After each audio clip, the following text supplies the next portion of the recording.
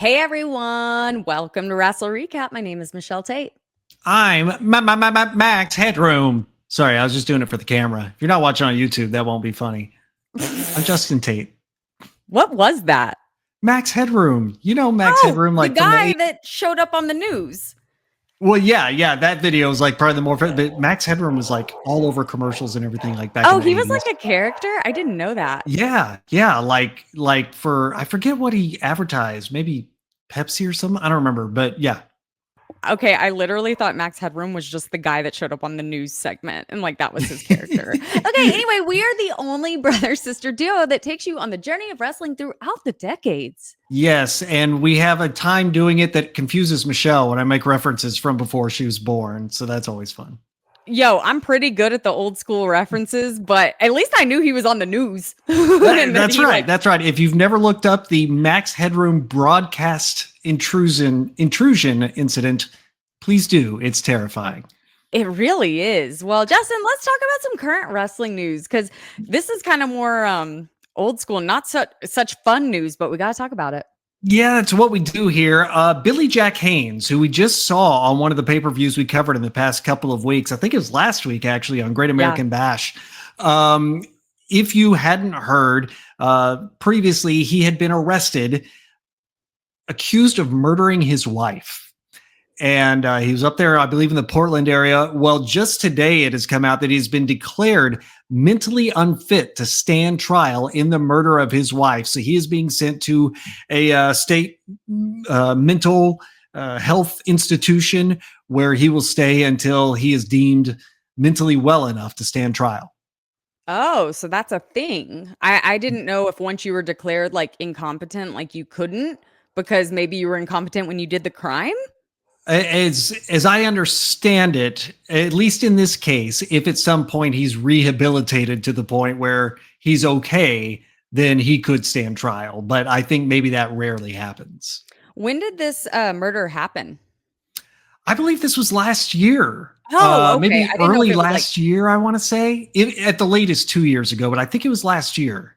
Okay, I didn't know if it was like 10 years ago or No. Oh, wow, interesting. In fact, I want to say that on one of our early episodes, we talked about this maybe when we first covered Billy Jack Haynes, and it was like still a fairly fresh story. Yeah, that sounds right now. I get all of my old school lesser known wrestlers very confused. I thought it was Black Bart who killed his wife. No, I'm just kidding. And in other news, also very sad to say, Sabu passed away just 3 weeks after his retirement match. Yeah, and that is wild. And Sabu just, I mean, everybody who's had something to say about him has said it. I mean, the wrestling business looks a lot different without Sabu in it. Like he was just so innovative. And I remember like in the early 90s, I picked up some random wrestling magazine from a newsstand, a convenience store somewhere.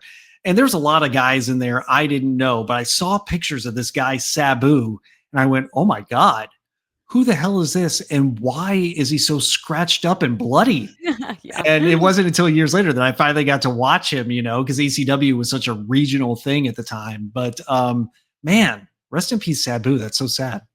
I know, it's crazy. I know so many like men in my own life who have retired and like a month later they've died. And I'm like, oh, that's terrible. You just retired, And it kind of, followed that suit. And then also, I actually got to see Sabu wrestle in person recently because I went to the Double or Nothing in Vegas where he was on it with Adam Cole, remember? Oh, right. Yeah. Because I remember it was announced that he was going to be on it. And like, I don't even remember who they were feuding. Maybe it was, no, not Chris Jericho. I don't remember who they were feuding, but it was like a huge deal when Adam Cole was like, well, you know who my partner is? Sabu. And everyone was like, what?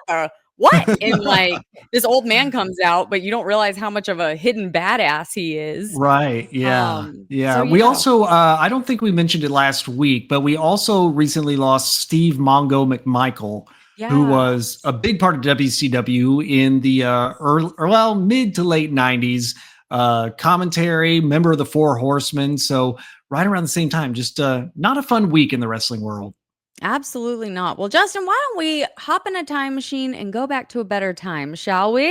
Ooh, let's do it. Let's get in. Wow.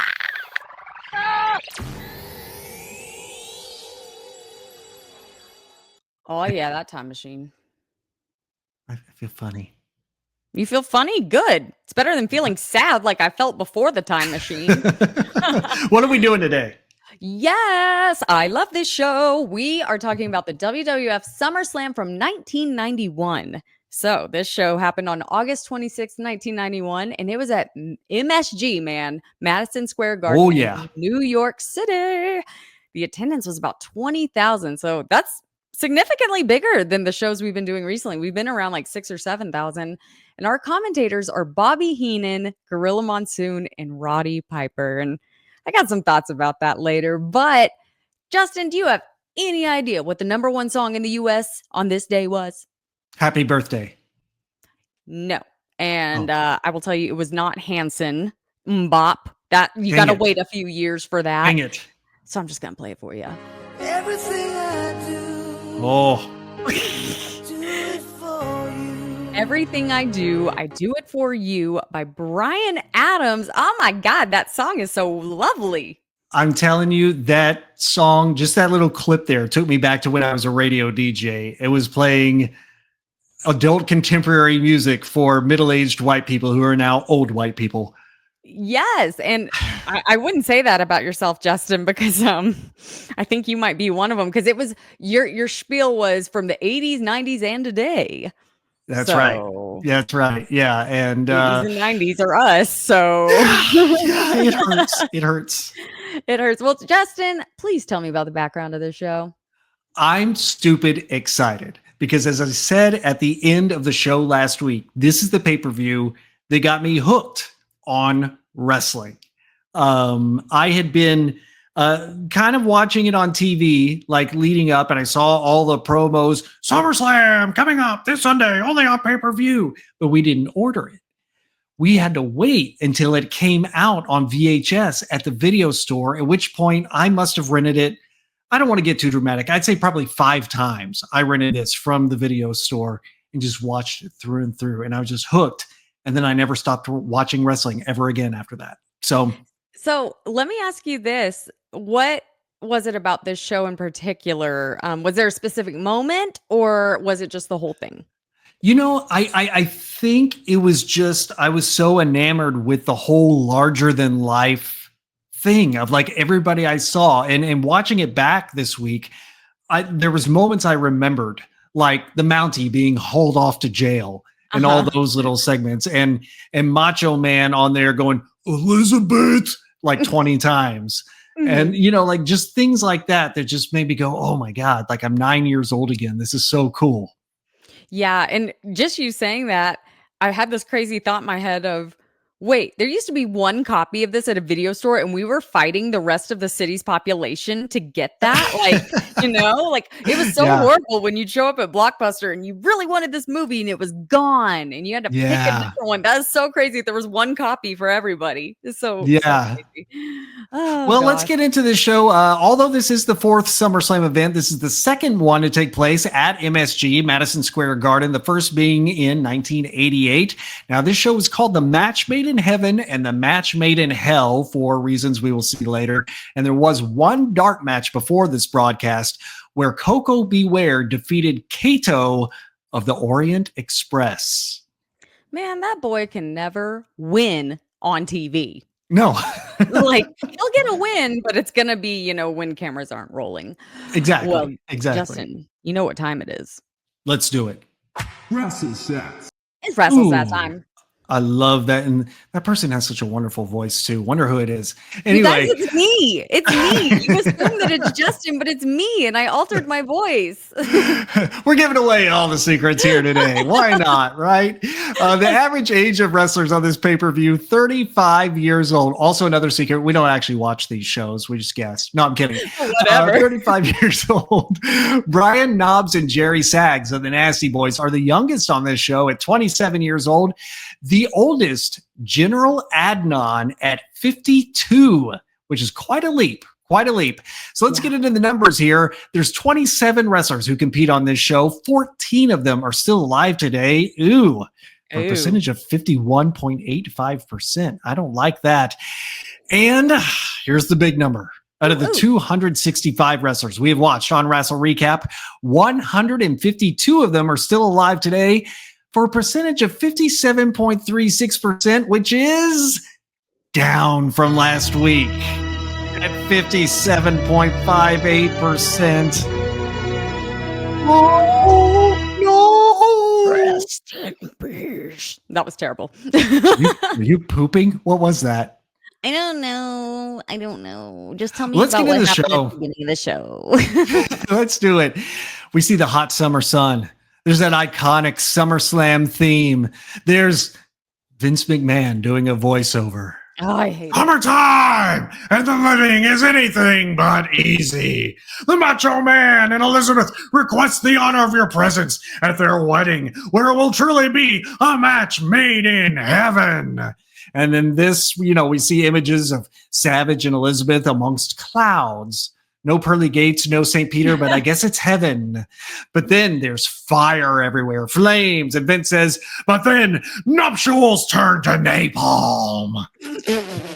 Jesus. See pictures of the guys in the main event, and it's the match made in hell. And then we're looking at Hogan and Warrior amidst all that fire. And I really hope baby oil isn't flammable, because that could be bad. It's time for red hot action. It's time for SummerSlam. Hey, that voice I just did before you did that was better than Vince's voiceovers. Shut up. No, I'm not saying you. I'm saying Vince. Oh, okay. Yeah. Anyway, continue.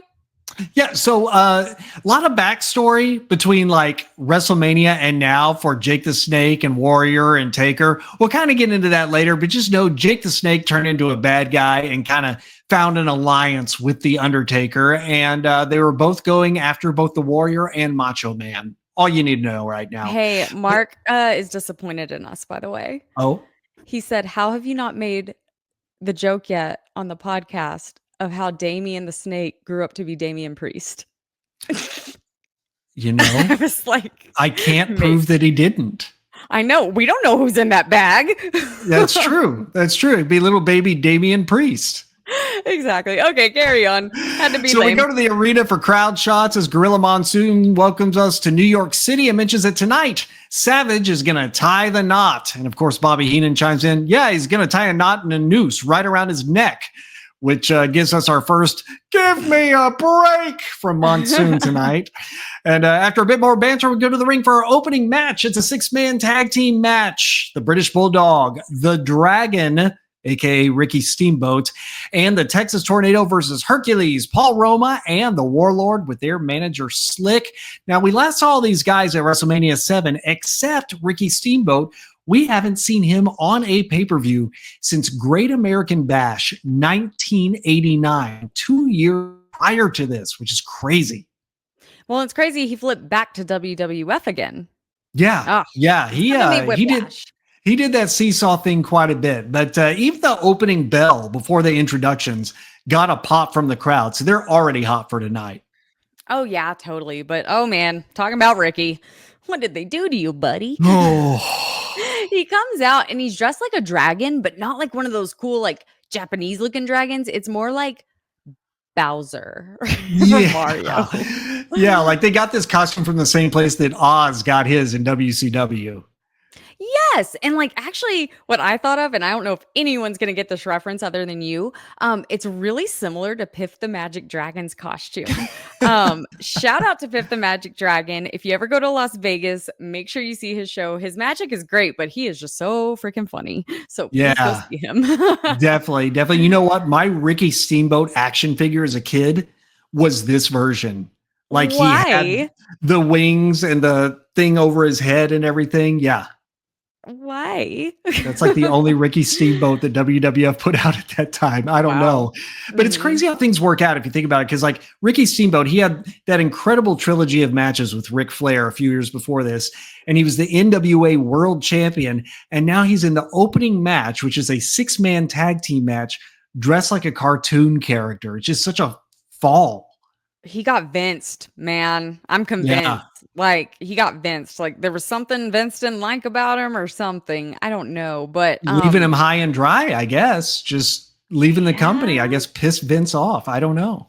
I guess so. Well, Herc, Paul, and Warlord, they don't get an entrance. Oh So no. we know who's winning this match because they Yeah. didn't get an entrance. But whoa, is that the same Hercules? Because this guy looks like decades older, right? Like, is it the mustache? I don't know. He shaved off his beard and just let the mustache, and all of a sudden he looks like the guy who's selling donuts down the street. Like, I mean, a very muscular guy selling donuts, but wow, he looked different here. I felt like that wasn't even his face. I was like, is this the same Hercules? Like, I'm all of a sudden very much understanding why our mom questioned so much, like in the 90s. Like, that's not the same guy, is it? And I get Right. it now because that Yeah. did not look like Hercules at all. Yeah. Well, and it's just crazy how like comparisons work looking at this match because like Kerry Von Erich is a big built guy, right? But next to Hercules, he looks pretty small. But then Bulldog and Warlord got in there, and Bulldog looked tiny next to the Warlord just because he's so stupid massive. It's crazy how big these guys are. Oh, totally. And it's funny because on Dynamite this week, Dustin Rhodes and Sammy Guevara come out, and Action Andretti and Leo Rush confront them. And I can tell they had Dustin Rhodes stand at the bottom of the ramp because Action Andretti and Leo Rush are both like 5'4", and Yeah. still Dustin was towering over them. And so I was thinking, is Dustin really that big, or are they just really small? Yeah. But Yeah, it's the whole comparison because Dustin's one of the old school guys back when I said everyone, like, the standard was 6'6" back then. Right. And so it's crazy how he still towers over everybody, Oh, yeah. Yeah, absolutely. Yeah, well, Ricky Steamboat starts the match with Paul Roma, but Texas Tornado Kerry Von Erich, man, he's dancing around the apron like he's itching to get in. And I say dancing, it was more like shuffling. I don't know. I guess he's got like 2 left feet. Oh, my God. Last one, I promise. It's starting to get like mean. So that was my Oh. last Kerry Von Erich foot joke. Good God. It might just be because I'm running out of foot jokes, but I'm going to say it's out of respect. So there we go. That was my last one. You never have to listen to it again. Good enough. This was a great match, man. Like, the pacing was excellent. And like, I like that you could see the teams, like each team strategizing their next move. Yeah. Like, it wasn't just like a real quick thing. It was like, while one was wrestling, 2 were over there kind of whispering, huddling together. And so I thought that was cool. Yeah. Did you? I mean, the crowd was going nuts toward the end of sure. the match, and a lot is going on, and you don't know who to watch. And those are my favorite kind of matches where you're just like, I don't even know where to look. Yeah, and it's a good example of like a match that really means nothing, but like for an opening match, you get 6 guys out there who the crowd recognizes, and 3 of them who they love, and the other 3 they love to boo. It was well put together, and the British Bulldog, the Dragon, and the Tornado all win the match in 10 minutes and 43 seconds. Fun one to start off with, I think. Fun one. Oh, I think so too, for sure. Sean Mooney is backstage in the fake locker room. Like, seriously, how are we supposed to believe that the locker room looks exactly the same from arena to arena across the country? You got me there. I don't know.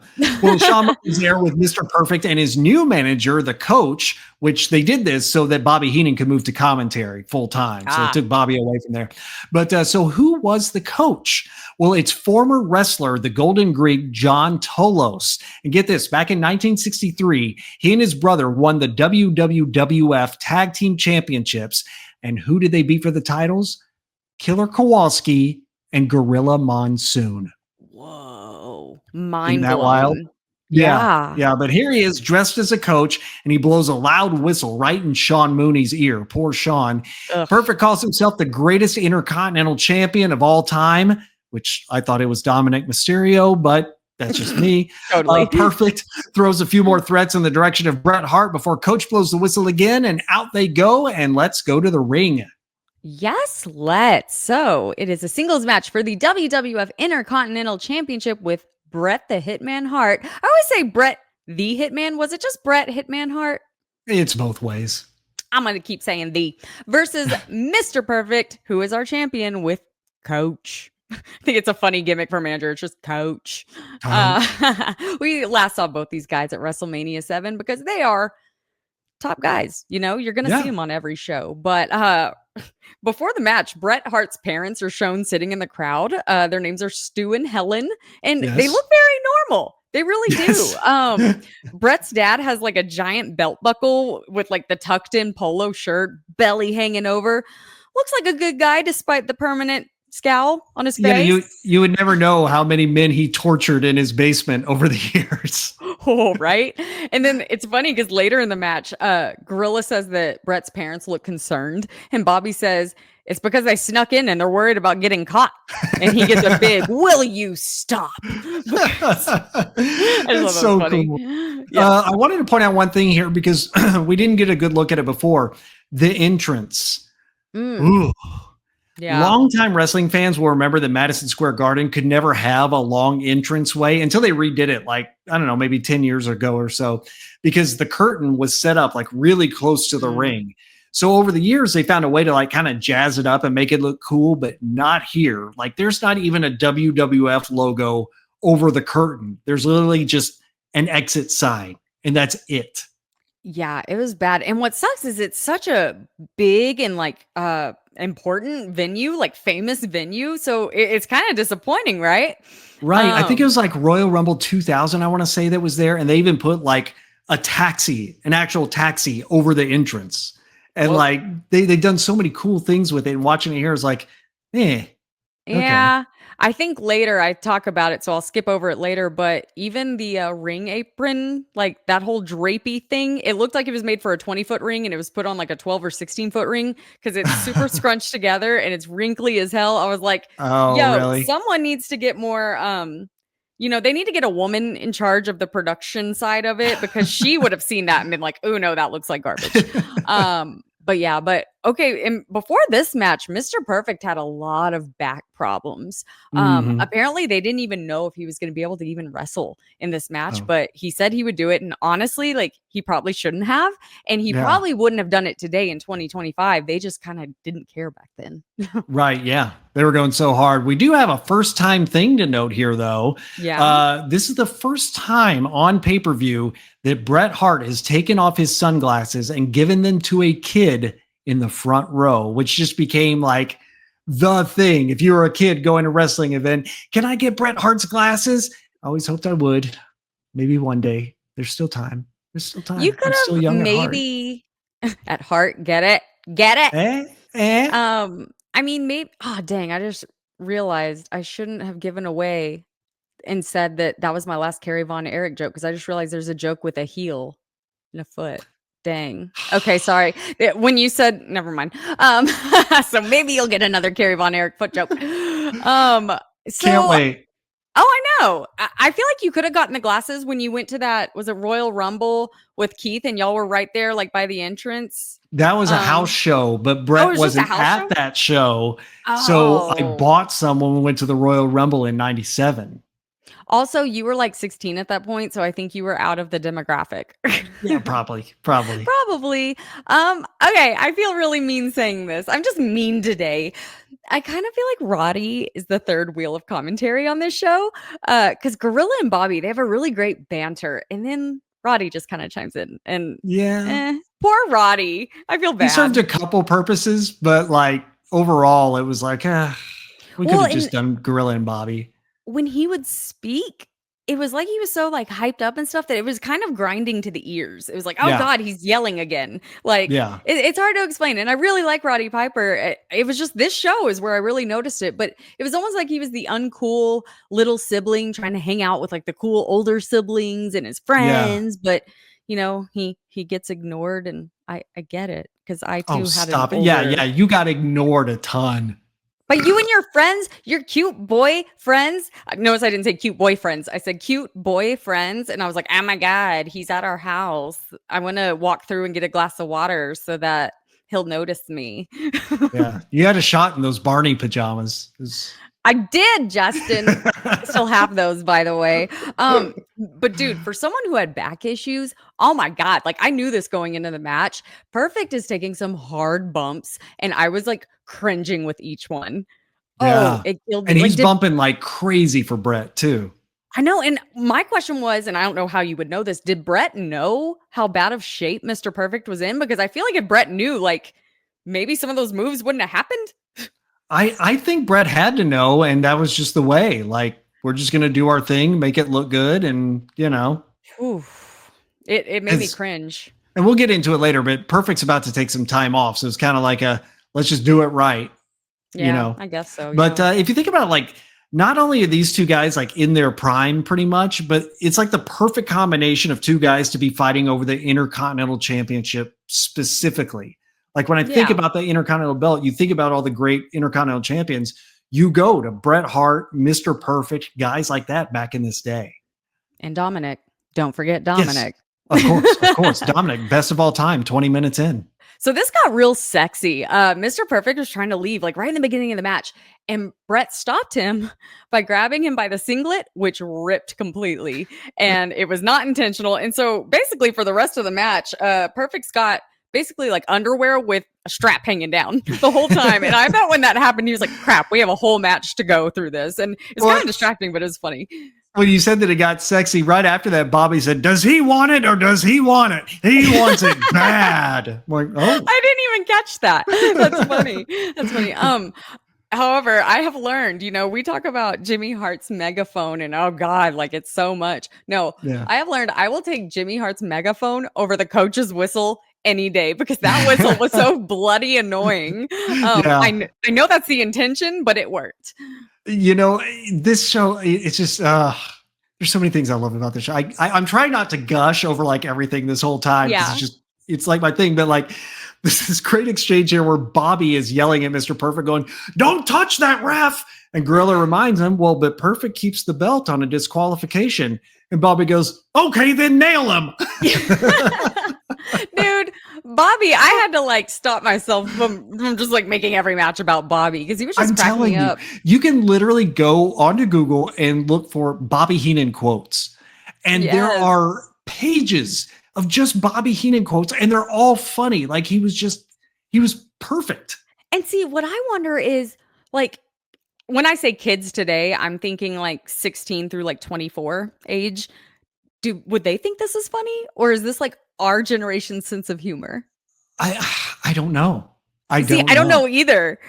Because I watch comedy movies now and I'm like, that's not funny. I don't get it. And then I watched stuff from like 2004 and I'm like, bah! I was just telling you that I watched Jackass the movie yesterday for the first time in a long time. And man, like I'm at the point where those guys finally look young. Because when I was in junior high, they look so old. Now I'm like, oh my God, they're so young. Right. Yeah. Anyway, Bobby's so funny. And I question if people now would think that it's super funny as well. But I don't know. Gorilla said he's never seen a match with so much back and forth. And that's the thing is I love when there are like several near falls back to back, especially toward the end, because that's when like, I don't know. I think I thrive in chaos. Maybe. Maybe that's it. That could be a psychological thing when you that should be a whole like psychological test. Watch this wrestling match, tell us what you feel, and then they figure out like your entire mentality after that. Oh my God, yes. I'm down. I'm down. But the coach tries to distract Bret Hart at the end.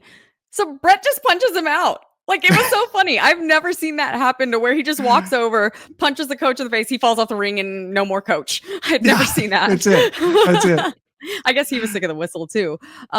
We get a "Let's go, Bret" chant right after, and like, oh, yeah, it's Bret Hart's time. We all know it. He makes Mr. Perfect submit to a sharpshooter, and Bret Hart wins the match and the championship in 18 minutes and 4 seconds. And this is the longest match on the show. So that's a good thing because we like us some short matches. Justin, on your favorite pay-per-view, how'd you feel about this match? Favorite match on my favorite pay-per-view. I mean, it's Bret Hart and Mr. Perfect. Like, how do you get better than that if you like in-ring wrestling? You don't. Every move looks crisp. Everything looks like it connects. There's nothing unnecessary. There's nothing stupid or hokey. It's just two guys wrestling, and it was, Yeah. I was about to ask you if you think there's any chance that this match could be inducted into the Hall of Fame, but then I realized, Bret's last appearance on the Hall of Fame this year, he didn't look too happy. He might have pissed some people off, so maybe not. They might go with like a Taker match. He's a pretty good company man. Yeah, I'm thinking so. Well, afterward, we immediately see Bret's parents looking just ecstatic. They're just so happy. No, they weren't. They looked very like bored and didn't care that their son won at all, especially the dad. But Mr. Perfect tries to go for more after the defeat, but Bret rips the rest of Mr. Perfect's torn singlet off his body and throws it over his shoulder. And I'm like, Yeah. Is he naked? Mr. Perfect. That would have been really funny if he was naked. We'll and see if just he ran to really the is back. perfect. Whoa, whoa. So Lord Alfred Hayes tries to get a word in with Bret's parents, and Bret just goes in for hugs all around. He's, loving on his family. And Lord Alfred asks Stu, what do you think of your son? And Stu starts to speak. He says, Yeah. it's wonderful, but he is immediately cut off by Alfred, stating, Dad is speechless. Dad is speechless. And I'm like, Stu Hart is a very boring man to talk to. I'm like, you didn't even give him a chance, Alfred. But also, I'm sure, because the crowd was going nuts, I'm sure Alfred couldn't even hear a thing. And he knew like it would probably be hard to hear Stu's response. So I get it. But he says it was a tremendous victory for the whole family. And next up, this is weird. I didn't even know this existed. Okay. So next up, we get an ad for, quote, Hulk Hogan, Real American Story on pay-per-view. Okay, so my immediate reaction looking at the TV was boo. I booed the TV. And then, so it's basically a documentary of his career in wrestling, but I was like, his career just started. He's like, this is in 1991. What are you going to talk about? But I just got to know, Justin, did you just beg mom to order this pay-per-view for you? I got to be honest, I didn't know it was a thing either.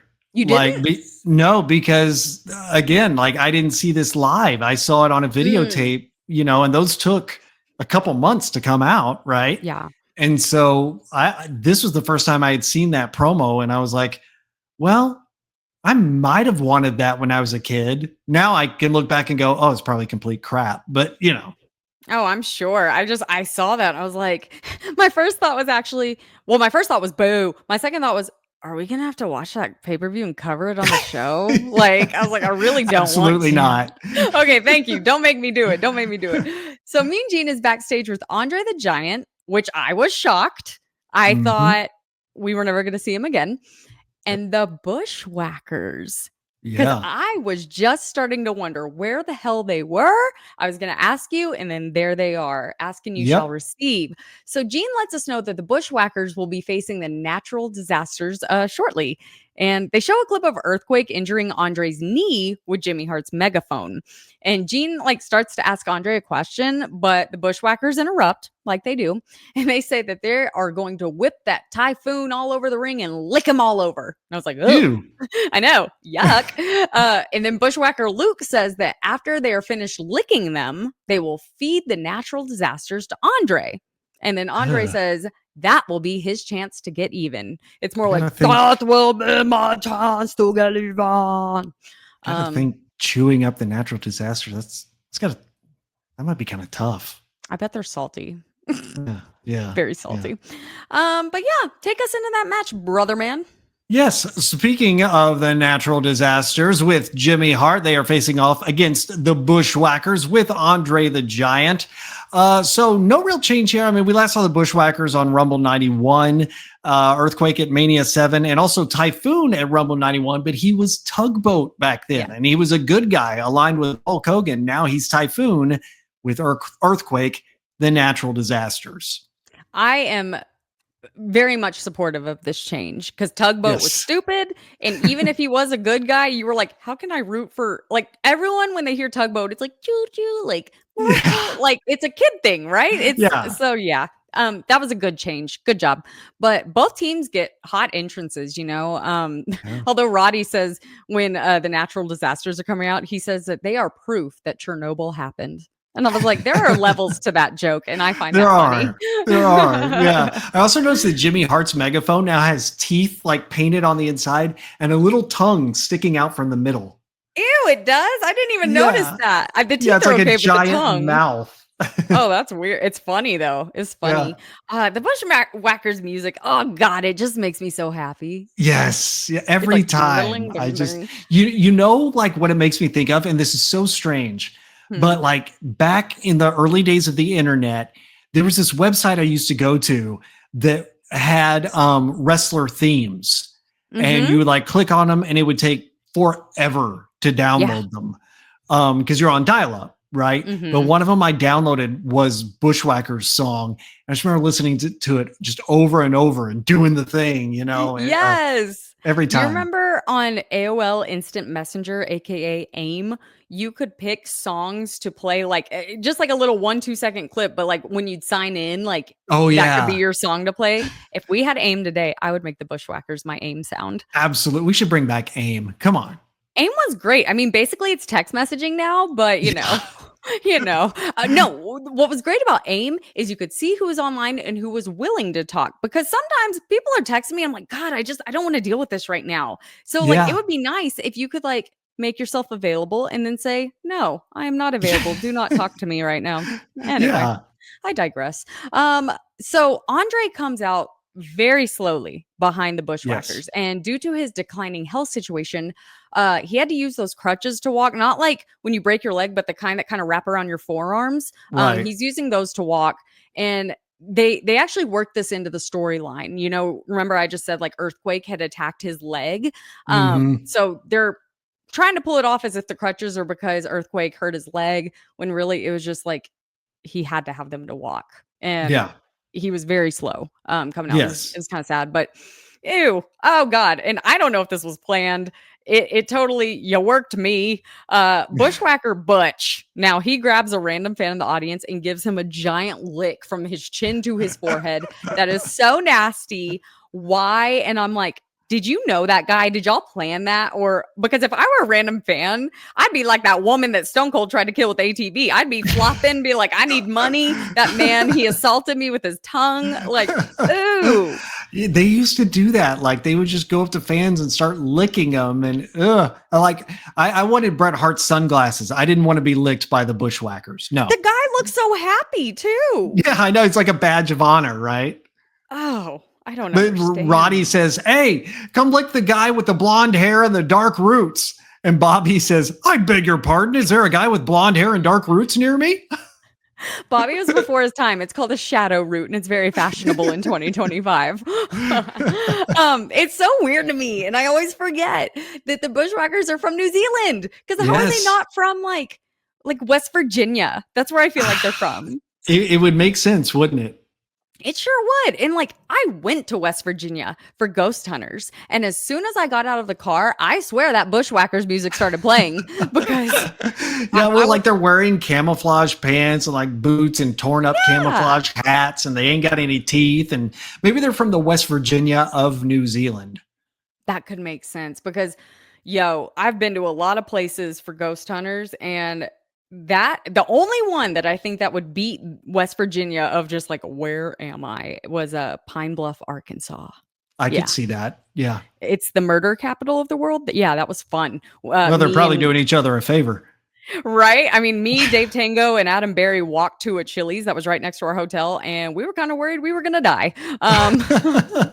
But yeah, they're totally from West Virginia. They're not from Chili anywhere else. sounds But so good right now. Oh man, dude, I love Chili's. People hate on it. I love it. I need to go. Our friend Cody that lives in Seattle now, Yeah. he like Chili's is what he misses more than anything. And like, Really? if he's in a town that has Chili's, like he's on vacation, he will order it like DoorDash. Oh my god, Isn't that funny? Yeah. that is funny. So after their Bushwhackers, they put their hats on Andre's head as they're getting in the ring. Bobby Heenan says if he were the Bushwhackers manager, he'd commit suicide. I was like, geez, Bobby. Jeez. Yeah, but then Piper says, "Hey, Bobby, you think we could get you the gig?" I love this guy. Oh god. Okay, so maybe I spoke too soon on Piper, because he does have some funny zingers. It's just when they're in the thick of it, I think it's because he doesn't talk as much as Bobby and Right. Gorilla, so it seems a little third wheelish. But Well, and Bobby and Gorilla are like always doing commentary on the TV shows together too. So it's like they've just got that thing. right, and he's just trying to get his lines in, or get his words in. But Bushwhackers get ahead early. They sent the natural disasters like outside the ring, and it's just funny because they just keep marching in circles. They're not trying to like get a pin or anything. They do something cool Yeah. and they just march in circles. Yeah. Love these guys. Well, and of course it's the Bushwhacker. So Butch takes a big bite out of Typhoon's butt. And Monsoon's so classic here. He goes, late lunchtime here in the Big Apple. Okay, the butt biting is fine. The licking, no. Yeah. Totally So- fine with biting the butt. So this was kind of weird. This is the only kind of weird part on the show to me. Yeah. Bobby Heenan announces that he's leaving commentary to go to Hogan's dressing room to play Put Up or Shut Up. And I'm like, well, this is weird. Like, Yeah, why and does then he just Bobby have to be leaves. Yeah, he just leaves and we don't have Bobby Heenan anymore. And I was like, did he have like an accident in his pants and he had to go? Like, it just seemed very random and very abrupt. They asked Jim Ross one time, you're out there on commentary so long, how do you not have to go up and pee at some point in all those hours? And he says, always wear dark pants. Oh, and like, is he being for real or is he trying to I be think funny? he is. Ooh. I would just not drink water for like 12 hours before. Yeah. Because, well, the Bushwhackers, they look childishly small next to the Natural Disasters, kind of like you were saying on that last match. But same with Jimmy Hart. He looks tiny as well. Disasters were big guys. Obviously, they were, rotund, but they're not short either.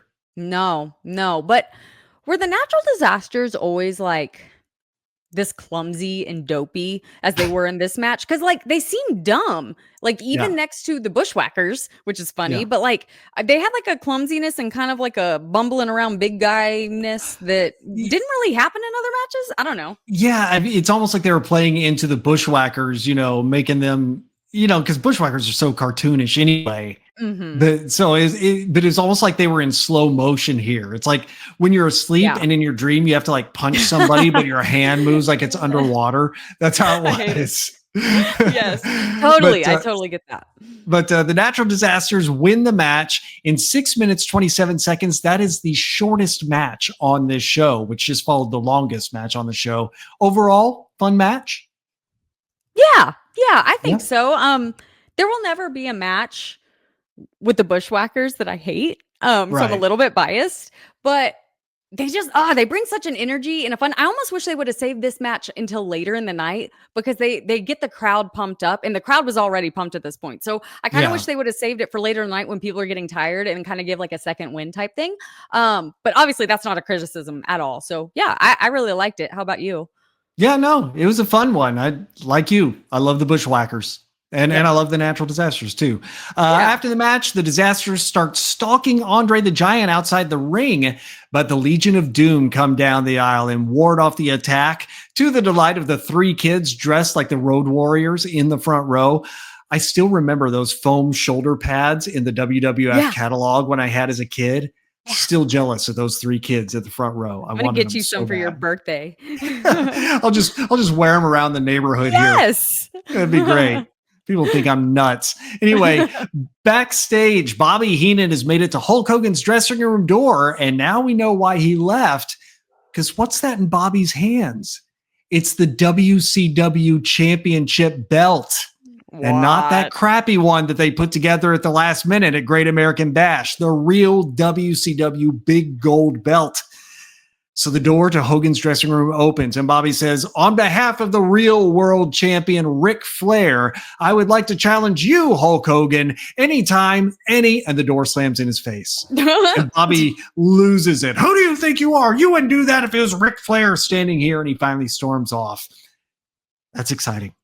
But again, why did it have to be Bobby? Because he had to leave commentary to do this. Like, why didn't they even pre-plan this and be like, well, earlier in the night, remember when that happened? Or something like that.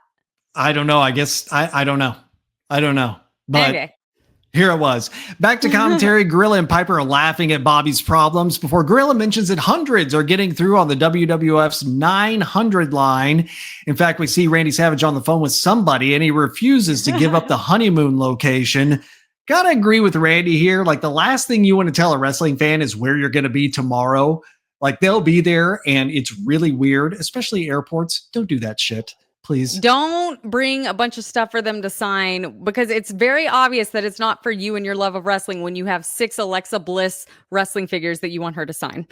Yes, exactly. Sean Mooney is in the fake locker room with Ted DiBiase and Sensational Sherry, and they recap all the disgusting things that Ted made Virgil do for him, as well as the verbal abuse. And Ted tells Virgil that that's nothing compared to the humiliation he'll suffer tonight, but he does offer one token. Sherry hands Ted a towel, and Ted says, "A crying towel." Let's go to the match. Yes, I love Ted DiBiase. I'm glad he's back. So it's just it's a singles match for the $1 Million Championship, and we've got our $1 Million Man Ted DiBiase, who is our champion, and of course he's got that hoe Sensational Sherry by his side. If you know me, hoe is a term of endearment. I call our mother okay. hoe all the time. Okay. Versus Virgil. We saw both these guys last on WrestleMania 7.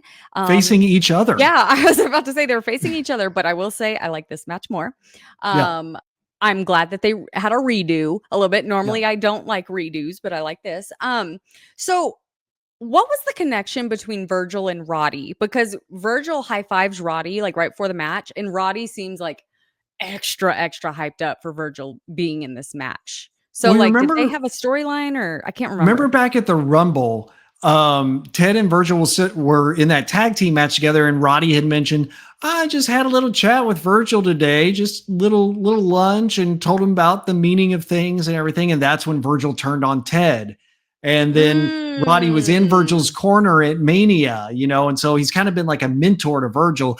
Personally, I think it's Roddy who got Virgil some entrance music finally. That was nice to see, but that explains that.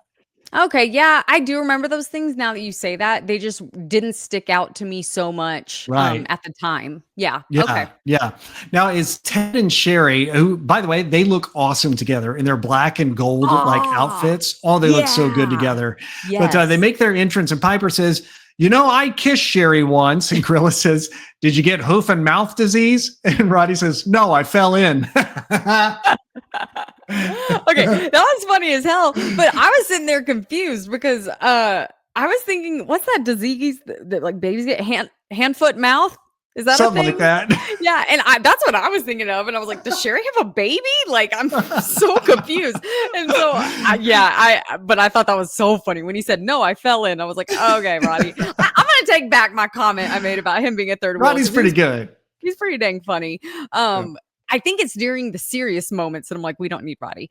But Bobby returns to commentary again, stating that Hogan took a cheap shot on him, and that if it would have been Ric Flair knocking at the door, he would have bowed down and surrendered to him. He's dying on this hill that if it would have been Ric Flair. But what's crazy, I can't even fathom it, is that Ric Flair wasn't even signed at this moment. Like, can you imagine that happening today? Like, say someone in AEW is running around being like, "Well, Roman Reigns, blah blah blah," and like, he's not signed. Like, how are you gonna promote this? And how do you have that belt, dude? Like, the closest thing I can think of is, remember there was that one AEW show where they like heavily hinted that they had signed Sasha Banks, aka Mercedes Moné.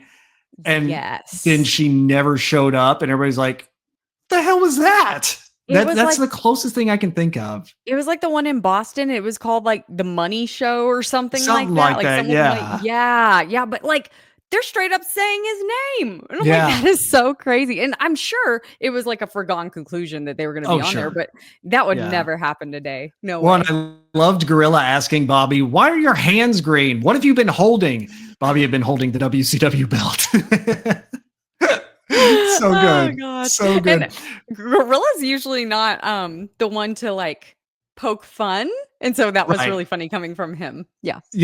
Well, Ted is selling like crazy for Virgil this whole match because like he gets it. Like he knows this match is a waste of time if Ted doesn't appear to be in danger. He knows they want to see him get his ass kicked.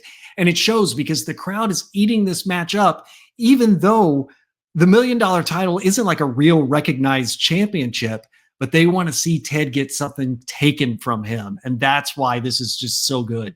Oh, totally. And I don't know, I think you liked it, but I tagged you this week in something. Ted DiBiase is going to be doing an appearance at that little store in San Angelo, the same one that Jake Roberts is going to be at. And so when they announced that, I was like, oh gosh, like I'm going to be driving to San Angelo so many times in the next like 2 months. I did see also Jake, the Snake Roberts had a big heart surgery, a heart ablation like 2 days ago. Yes. Did you see that? Yeah. Cause I was like, isn't he doing an appearance in like a month? You want to talk about a tough guy, Jake Roberts. My God. My goodness, indeed. Well, Sherry gets worried that DiBiase's, getting his butt kicked. You talked about how well he was selling. So she just whacks Virgil with her purse. And I'm like, that is the best wrestling move a woman can do. Just whack, you know. And Earl Hebner, he's our ref, and he ends the match and is like ding ding ding. And I was like, what the hell? Like, even I'm Yeah. mad, and crowd is so upset. So Earl decides to just eject Sherry and restart the match. And she does not go easily either. No. Well, and when I was watching this week, and then that happened, I was like, wait, I thought Virgil won the belt in this match. Mm-hmm. Yeah. And so they got me this week too. I was like, I could have sworn. So that's good. See, and you rented the video 5 times. So that's how good of a job they did, because you've seen this many times. Virgil gets 10 punches on DiBiase's face over in the corner twice. He had the crowd count out 10 twice. Before DiBiase kind of starts looking like he's going to take the win, because, at first Virgil's just kicking his butt, and then it starts being like, oh crap, DiBiase, he's bringing it. But Roddy is giving like this Oscar performance toward Virgil. He's telling him to keep fighting. Remember what your mom and dad said. What do they say? Like, I mean, he is hyped. I'm pretty sure he just like threw his headset off because you could barely hear him. But oh yeah. Well, no, Roddy. Like I heard JR say one time that the wrestlers in the ring provide the music, the commentary provides the lyrics. And Roddy did that here. He was telling us the story, which is awesome. That's a good way.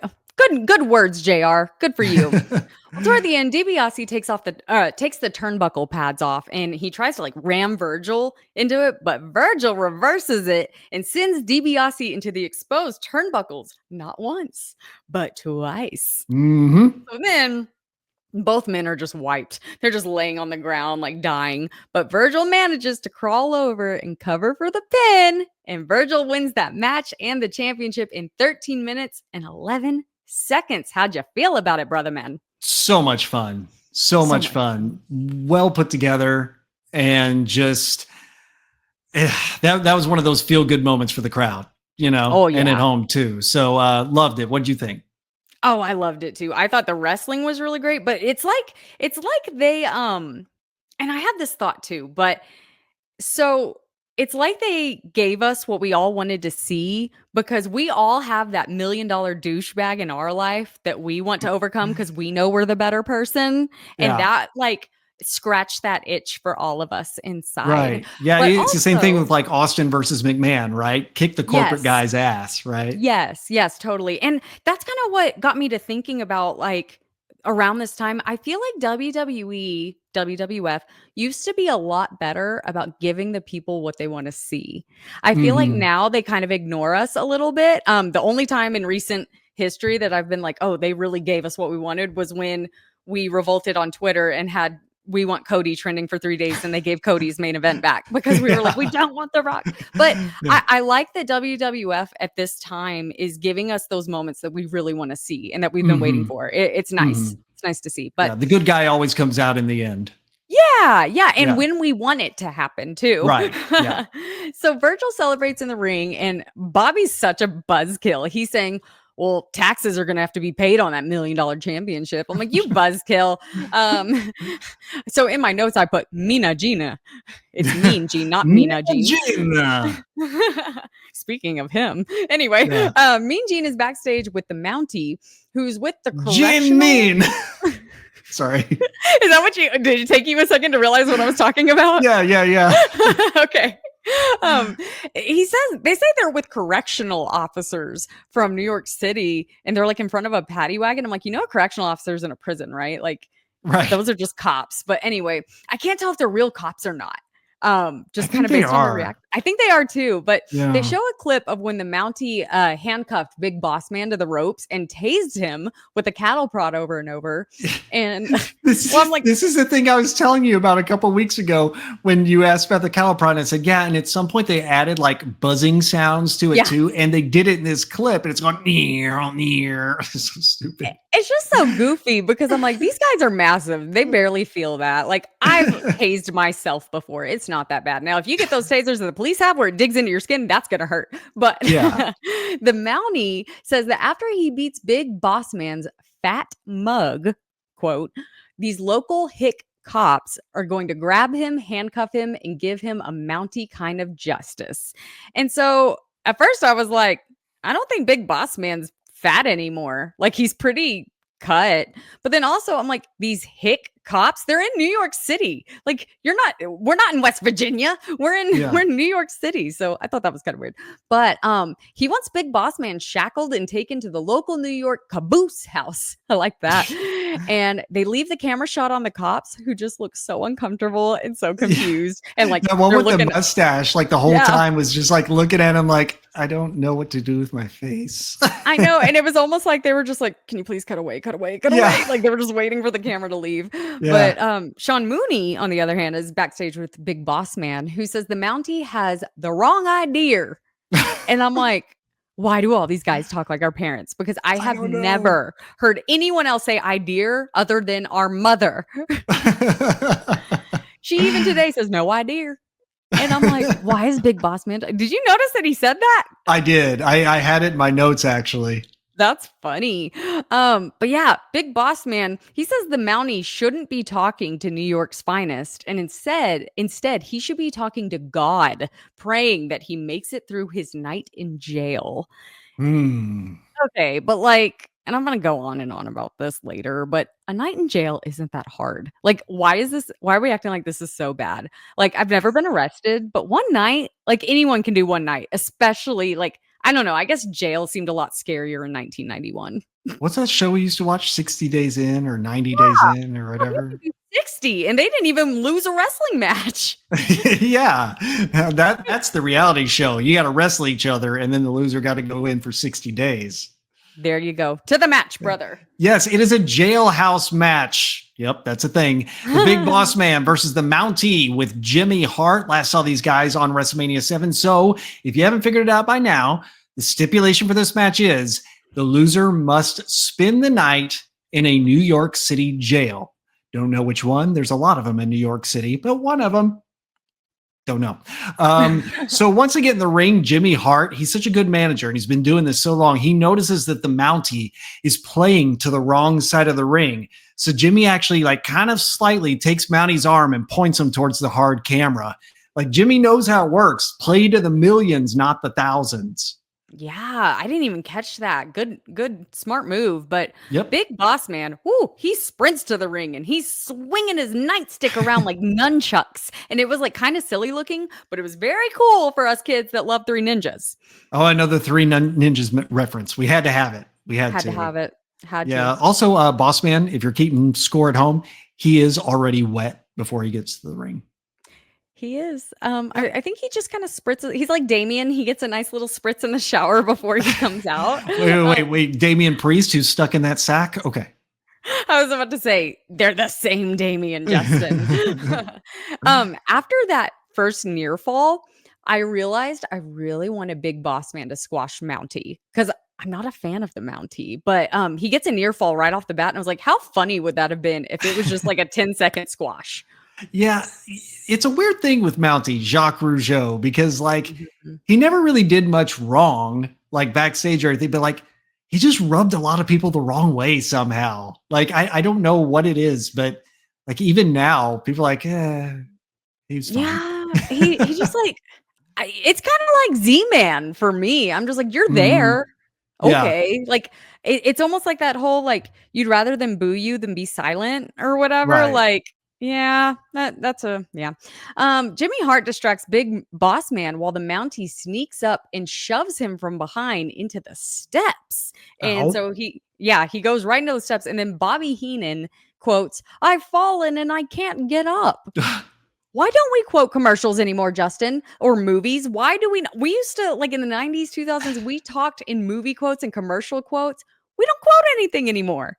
It's like they've stopped trying. Like the only commercial I could quote right now is like that. I don't even know what medication it's for, but it's like, I'm lowering my A1C, that Jardiance or whatever it is. Oh, yeah. But like, there's like obviously there's like Arby's, we got the meats or whatever, but yeah, they're not going for like catchphrases or jingles anymore. Yeah, It's and just no one just weird. drops, we got the meats in conversation. The only Right. commercial Yeah. I can think of, I don't even know what product it is. And every time it comes on, I'm like, I'm gonna watch and see what this product is, but then it loses my attention. But it's that one that's like, oh, Oh yeah. oh. I think it's like some beer or something. Okay, I But thought it was beer, but I don't think it is. I think it's something. I think it's like lawn tools or something. it sounds like Adam Page's old music. Did you like my? I just know they play it during college football a lot too, and I thought it was maybe Dos Equis or whatever, but Maybe. I don't know. it's not because that's Stay Thirsty, my friends. Oh yeah. But again, people don't drop those quotes in conversation anymore. And just like you said, you don't know what product it's related to. Yeah, no idea. But I just hope everyone really liked how I sang that commercial because I thought I did a real good job. That was pretty good. That was pretty good. Gorilla you. refers to Jimmy Hart as a fountain of misinformation. Gorilla is the only person I've heard use that regularly. And so like my new goal for this next week is to call somebody a fountain of misinformation. Just putting that out there.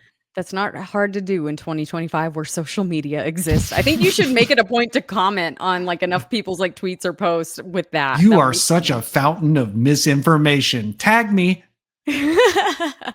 Well, I've noticed on this show that Bobby Heenan's nickname is Boobs. Only with Roddy. Roddy's Right. the only one who calls him that.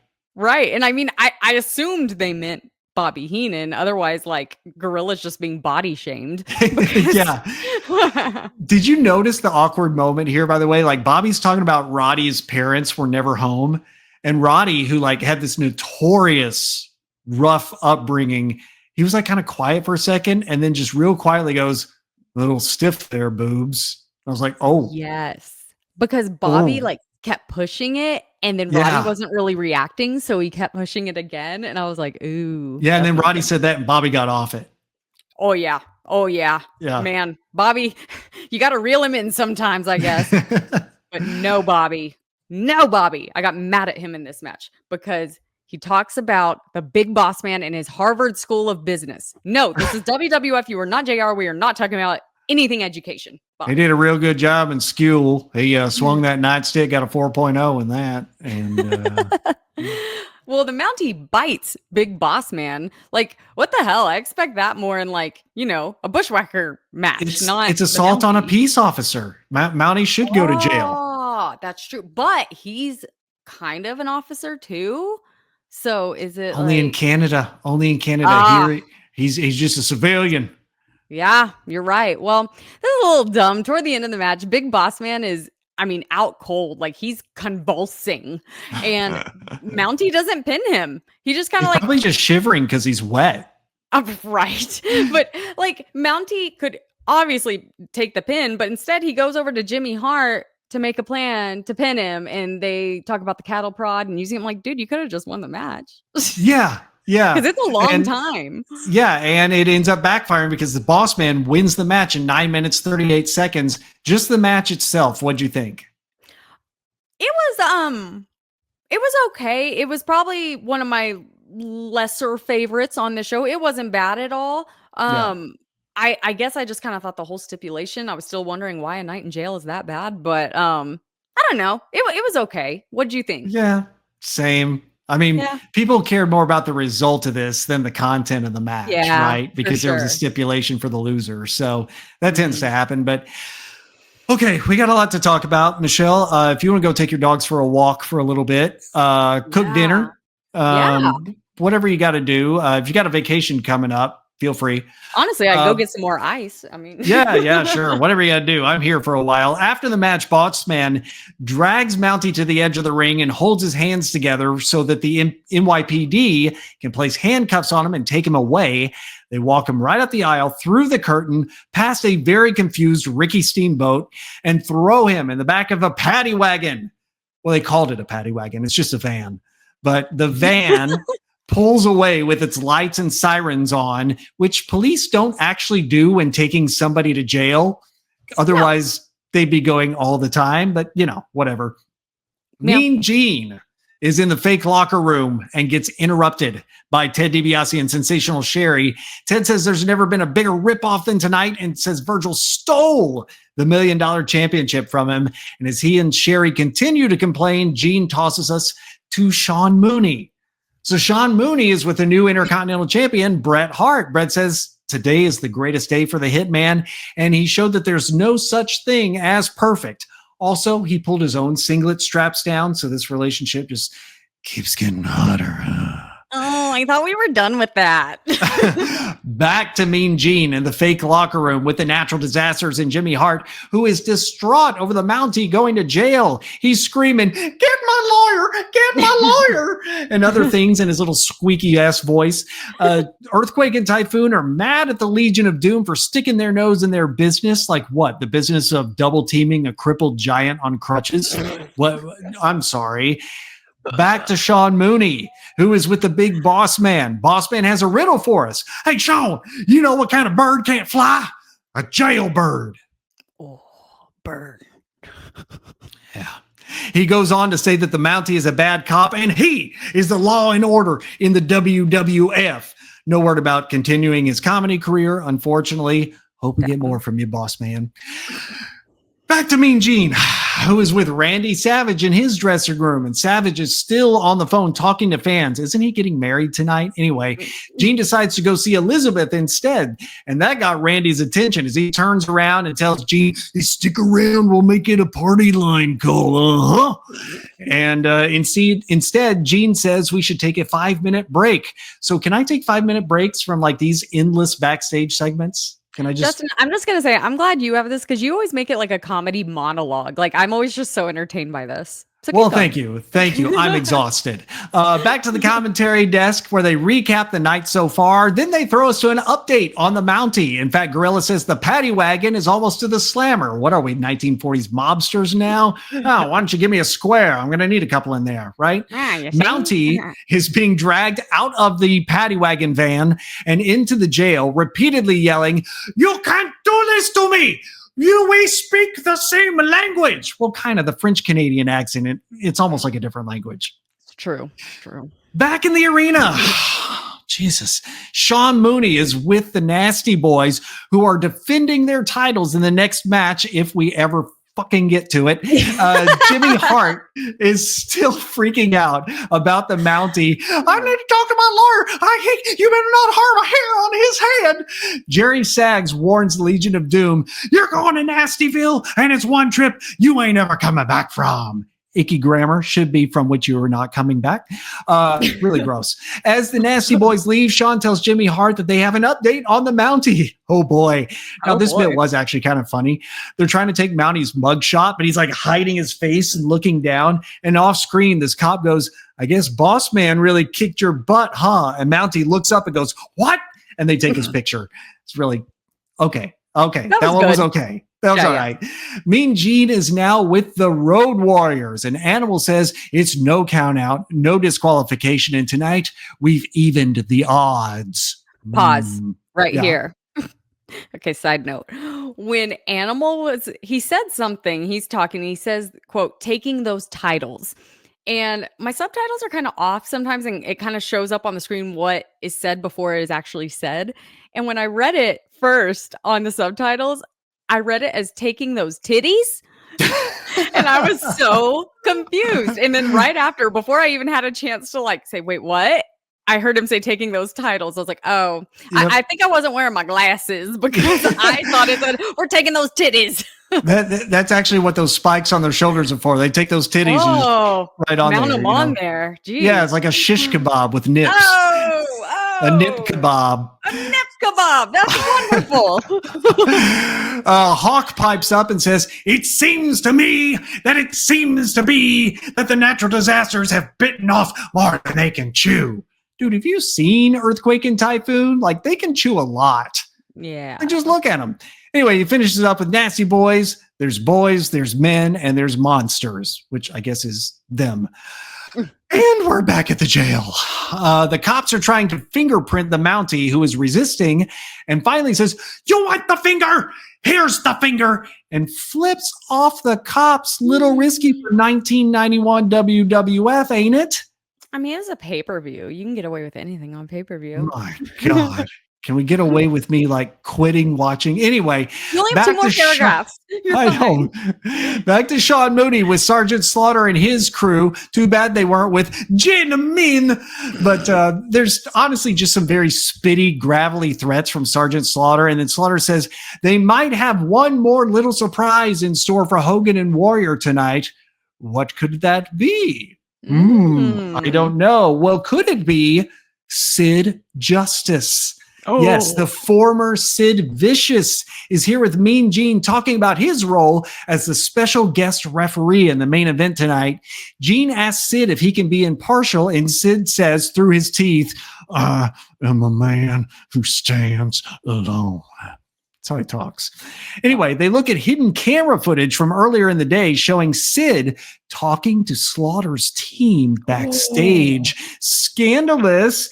And Sid says that those guys stopped him in the hallway. He didn't make any promises to them. And he also didn't make any promises to Hogan and Warrior. But he will make one promise right now. Justice will be served. I need water. I have none anywhere near me. Take this next match. All righty, go get you your Topo Chico like the white man you are. So it's a street fight for the WWF World Tag Team Championship, and we've got the Legion of Doom versus the Nasty Boys with Jimmy Hart. Yeah, baby. So Animal and Hawk, Brian Knobbs, Jerry Sachs, they were all on WrestleMania 7. But my question is, had Jimmy Hart been in every single match tonight? It feels like it. Like he's even ones that he's not supposed to be like, I got a jacket made for this guy just in case. You want to wear it? All right. Right. That's fine. Yes. But like, did you see the woman with the Nasty Boys Cabbage Patch dolls in the front row? She should have had a Jimmy Hart one in there too. Oh, she totally should have. And like, they should have marketed that. Like, make little wrestler Cabbage Patch dolls, you know? Yeah. Like, what a tie-in. I know. They could have collaborated. I feel like they do that now, but you had to know that Legion of Doom was winning this because they came out second. Like, they were after the Nasty Boys entrance, despite, being the challengers. I thought that was odd. Yeah. Also because Roddy says that LOD stands for look out, dummies. That's I was trying to think of like other things they could stand for, and I couldn't work out titties on spikes thing. So I gave up. Load of dick. That's all I got. Oh, okay. All right. You said titties, so I get to say it. It's okay because you made it like 2 syllables. When I was a kid, okay, I always figured that like Legion of Doom spikes on their shoulders were like gimmicked in some way so that they weren't really dangerous, just in case. Mm-hmm. But right here, when they got in the ring, Hawk takes off his shoulder pads and threw them down, and they landed spikes down. The spikes stuck in the ring. So now all of a sudden these things are absolutely horrifying. Maybe they did it just for the one-time thing to make people like you who thought they were gimmicked, like, be like, oh, dang. So scared. That was terrifying. Oh, yeah. Well, Bobby Heenan, he keeps trying to say LOD, but he gets in this like stuttering cycle. He's like, and Roddy says, why don't you go take a walk again? It was so funny because he got him because like Bobby could not get LOD out. It was so funny. Well, weird thing I noticed here in the crowd, not so weird if you know who he is and know the history. I spotted John Arezzi coming back to his seat, like in the second or third row. He's the host of the Pro Wrestling Spotlight radio show. I didn't know much about John Arezzi before a few years ago when he started a podcast looking back at his radio show that he had in the New York area in the 80s. It was like the first of its kind, obviously before podcasts or anything. And he took calls, and he still has the tapes of every episode of his old radio show. And so on his podcast, he'd replay those tapes and comment on them now. And you had people like a very young Paul Heyman in there, a very young Mick Foley in there. And I just happened to notice him sitting there at ringside. So that was kind of cool. See, and I love how you can do that because I am terrible about recognizing people, especially if they're way younger or way older. So I'm glad I have this to I have you to point this out to me. You should But check into it. Anybody who is interested in that sort of thing, check out John Arezzi's podcast because it's fascinating to listen to. yeah.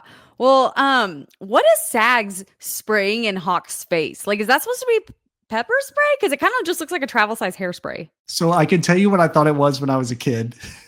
Oh no, I'm afraid to ask So what. Nasty Boys used to do this move called the pit stop, where they would grab somebody's face and rub it in their own armpit Ew. like this.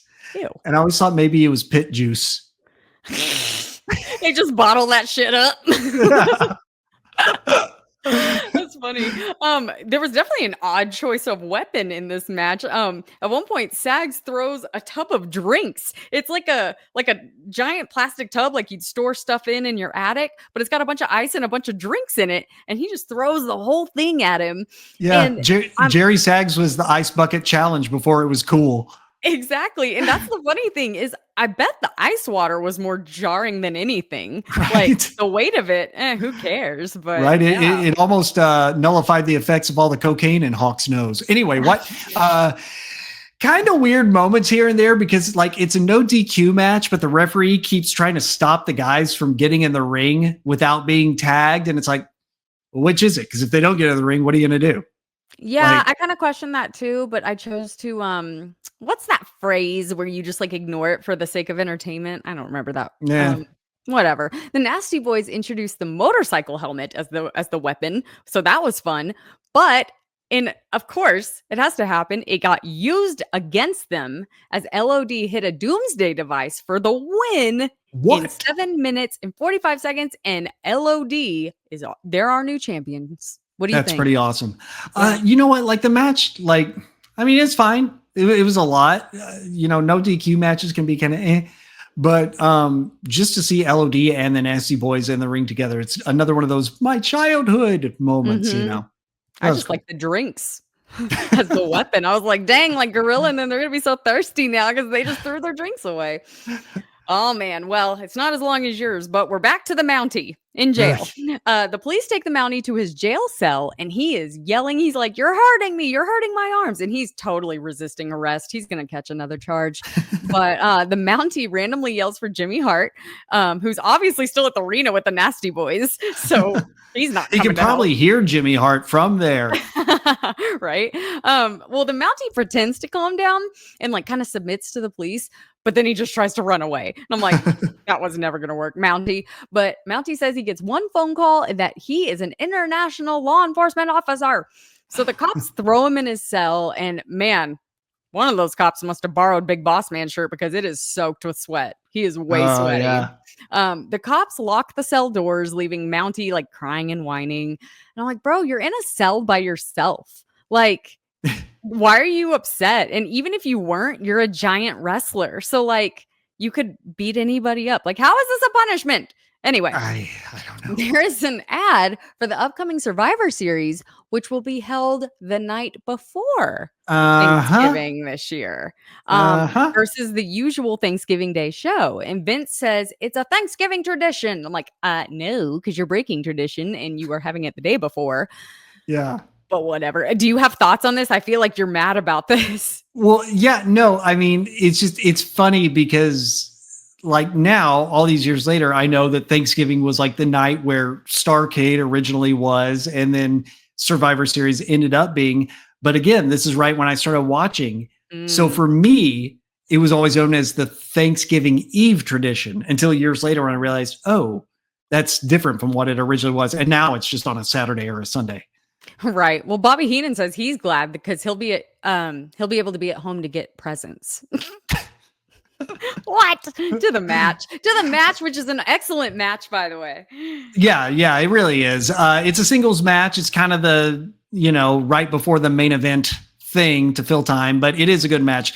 Greg the Hammer Valentine, aka lovingly known as Debbie Lynn on this podcast, versus a man who we've seen before, Erwin R. Shyster, aka IRS.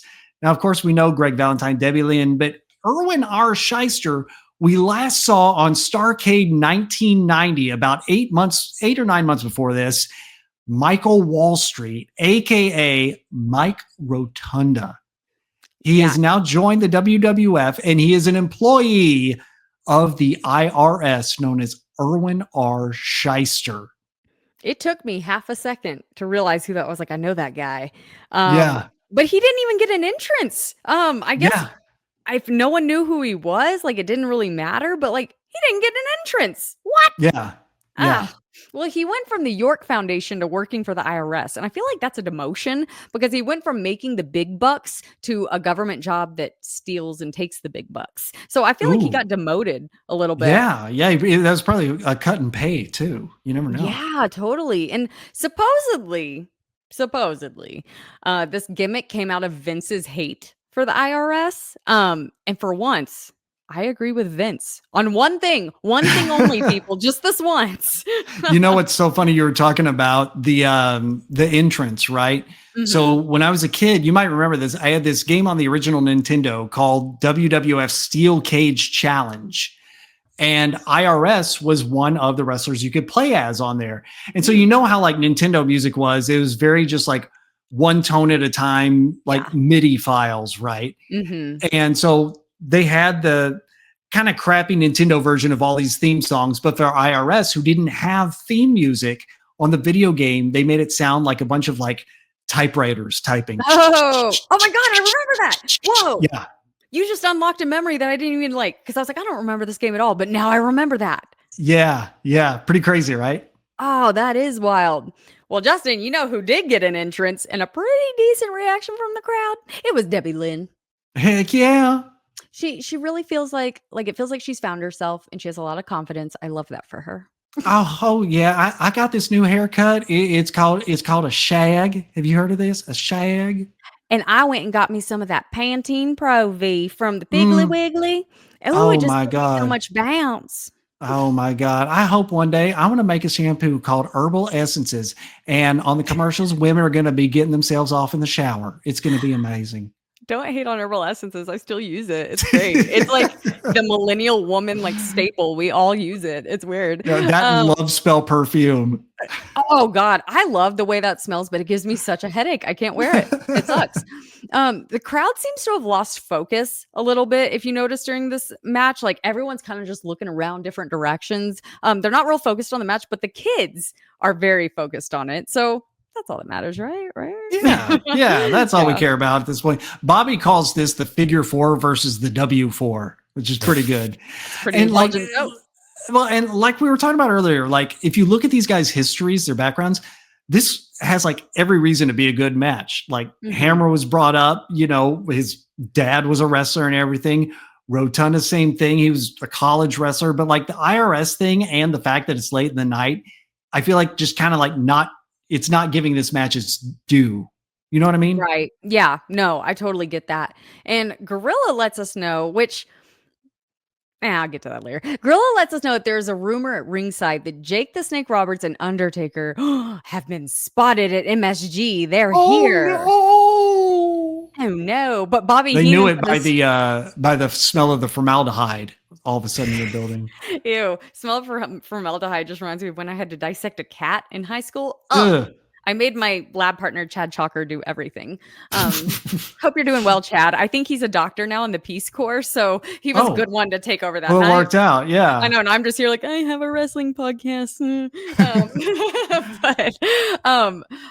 Bobby Heenan said, because you know, Gorilla's like, there's a rumor that Jake Roberts and Undertaker are here. Bobby Heenan says it's only a rumor and that people in the city lie. So we don't know. But Roddy, I realize, you know, I said he kind of has this voice that's a little irritating to the thing, but he really just kind of sounds like the drunk uncle on commentary. Because at one point he goes, New York is a heck of a town, just randomly. And I was like, drunk uncle. Well, once again, Bobby says something about Roddy's parents. He's like dipping his toe back in that water. And Roddy goes, I will slap the And then it stopped again. Bobby's got some balls on him to keep going. I'm telling you. Man, I'm telling you. I think he was offended by the shadow root comment about his dark roots or something. Gorilla points out that this ref is Danny Davis. And I was like, oh, snap. In real ref pants and not wrestling gear that looks like ref pants. So good for Danny Davis. I feel this match is probably boring because the guys on commentary are talking about the previous matches in the night and the upcoming matches, and they're trying to make us laugh. And that's usually what they do when they feel like the match isn't, super entertaining, Yeah. Well, Greg Valentine locked the IRS into a figure 4, and I was like, this is it. Debbie Lynn is getting his win. No. Erwin R. Shyster turns the figure 4 into a small package for the win in 7 minutes and 7 seconds. I'm sorry, but there's no reason that Greg Valentine, Debbie Lynn should have lost this match. I don't care about getting IRS over because, like, with this gimmick, it's not going to happen really anyway, and he's not super known. Debbie Lynn should have won. End of story. Carry on. Well, she got to get down to the line dancing. I mean, come on. The night is young. At least she got a match on TV because poor Coco Beware always loses on TV, but he's not even on TV anymore. He's losing in dark matches and stuff. So, yeah. Yeah. Well, we get another promo for the Hulk Hogan biography pay-per-view. Still a hard pass. Before we go back to commentary, Gorilla says, next up is the match made in hell. And Bobby says, oh, the wedding is next? Oh! Of course, Gorilla goes, will you get your act together? That's a new one. Mean Gene is with Hulk Hogan and the Ultimate Warrior. And honestly, it's exactly what you think it's going to be. It's just this weird, vaguely coked out thing. Hogan says he hasn't felt a rush like this since the first time he won the WWF title. And there's talk about Hulkamaniacs and Little Warriors and wrestling history. Sorry, it's just, there's been so many backstage segments by this point. I had to make sure Halloween Havoc hadn't started and I needed to switch over. But with that, let's go to the ring for the main event. Yes, it is a 3-on-2 handicap match with special referee, Mr. Sid Justice. I always call him Sid Vicious. I have to change this on me, but it is Colonel Mustafa, General Adnan, and Sergeant Slaughter versus Hulk Hogan, the Ultimate Warrior. Now, we've seen this Colonel Mustafa before. Oh, yes, we have.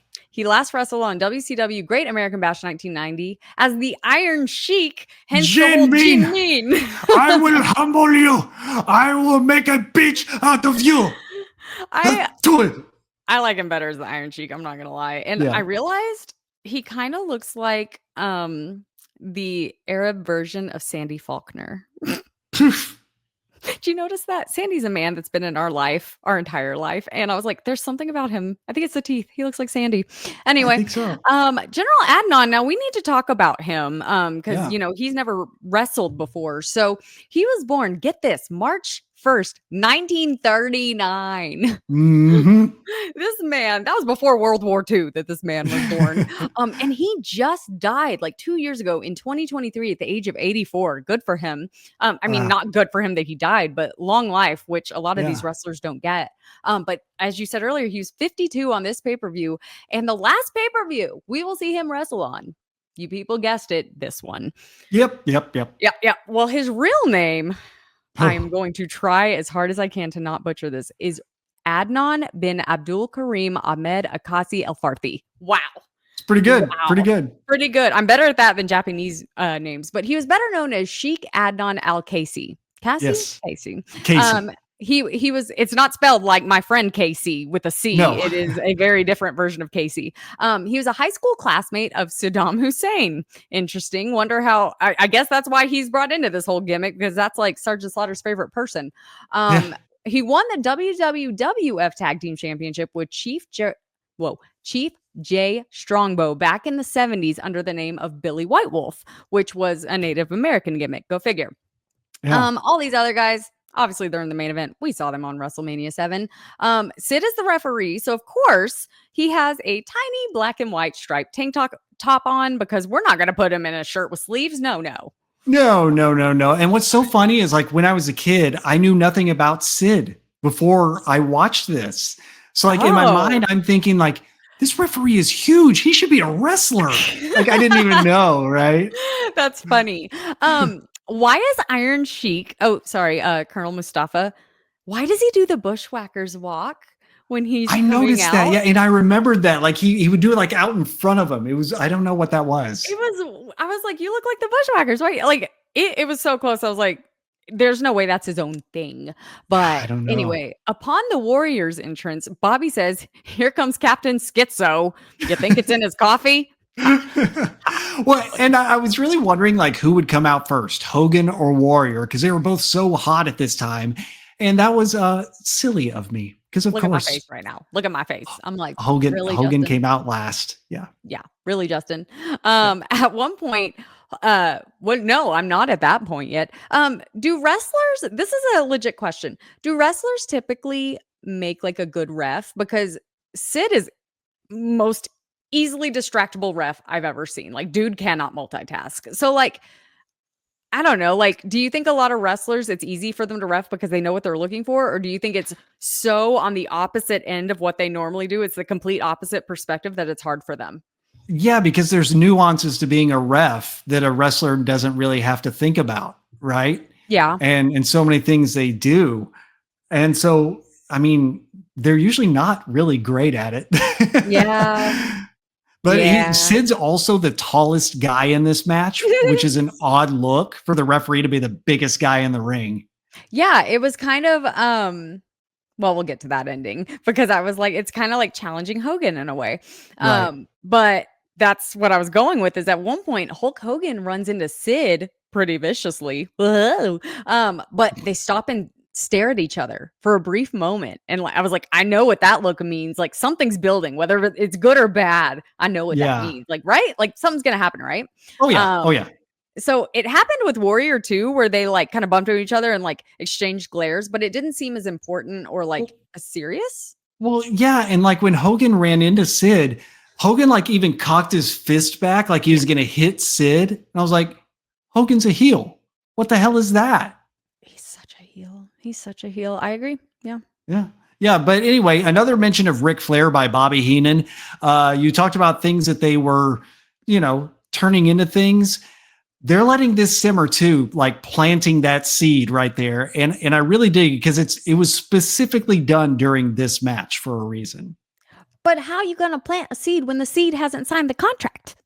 I don't know. I know Flair was off showing his butt to some people. I don't know. Me. It was me. So I thought Slaughter was bleeding from his forehead. And I thought, now how in the hell did he get busted open? But no, it was just that little tuft of hair right there at the top of his forehead that's like clinging on for dear life. I thought it was blood. Oh God. Like I was saying, we watched Jackass the movie last night, and one of the pranks is they walk up and they buzz people's head with the clippers, and take off a piece of their hair. Someone should have come up to him and just zip that off. Like, get rid of it for him. It's helping him, promise. And I love that even though he's now a completely different character, the Iron Sheik is still wearing his curly-toed boots. He's just the Iron Sheik. This is stupid that they even renamed him. It's they should have dumb. called him Colonel Iron Sheik. Yes, they should have. To me, don't hate on me because I know this is your like one of your favorite shows, but this match was kind of boring and like slow. Like it only got a pulse when Warrior was in the ring, which was kind of barely ever. Did you notice that Hulk Hogan was the one wrestling 80% of the time? Yeah, like it was all very. I mean, you're not wrong. It was kind of like.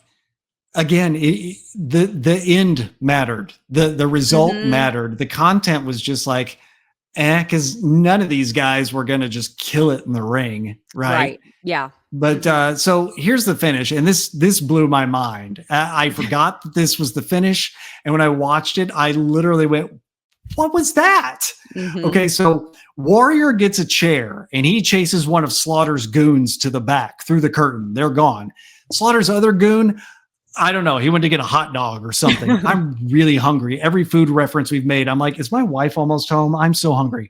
Anyway. So you can only eat when you have your wife here to cook something for you? Because that's how she's that not going to cook. I want to eat with my wife. I know. I don't want to eat alone. I was just saying what every other woman. I love her.